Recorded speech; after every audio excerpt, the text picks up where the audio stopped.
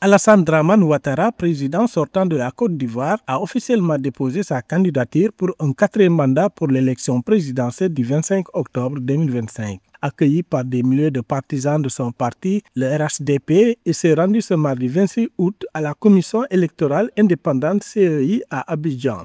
Sa candidature annoncée précédemment est désormais concrète. Désigné par son parti le 21 juin 2025, Alassane Ouattara, 83 ans, brigue un nouveau mandat de 5 ans.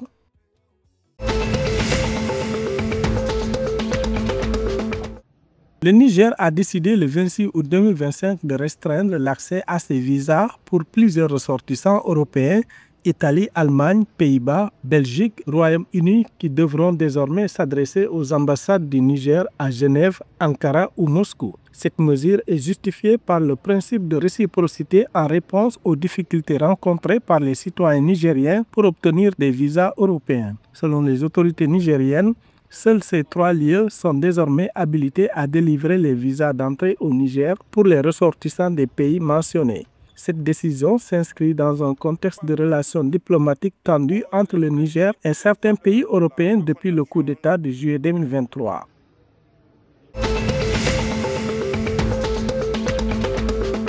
Le FMI se dit prêt à soutenir le Sénégal dans la mise en œuvre d'un ambitieux programme de réforme économique et sociale. Ceci après un séjour à Dakar du 19 au 26 août 2025 pour évaluer la situation de la dette et discuter des mesures correctives.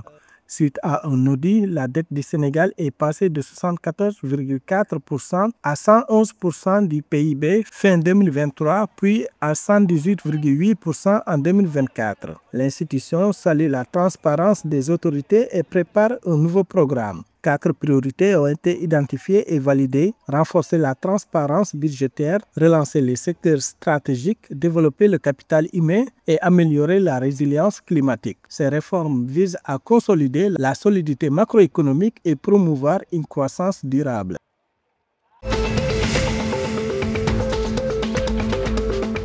La rentrée scolaire guinéenne fixée au 15 septembre 2025 provoque un désaccord entre le ministère de l'enseignement préuniversitaire et les syndicats. Le ministère insiste sur une décision issue de concertation tandis que le syndicat national de l'éducation SNE dénonce une démarche unilatérale. Le SNE, dans un communiqué du 28 août, met en avant la nécessité d'une consultation élargie pour concilier les impératifs pédagogiques et sociaux. Pour une rentrée apaisée, le syndicat recommande plusieurs mesures: une meilleure communication, l'accès rapide au budget, l'acheminement des fournitures, la régularisation des enseignants contractuels et le paiement des arriérés.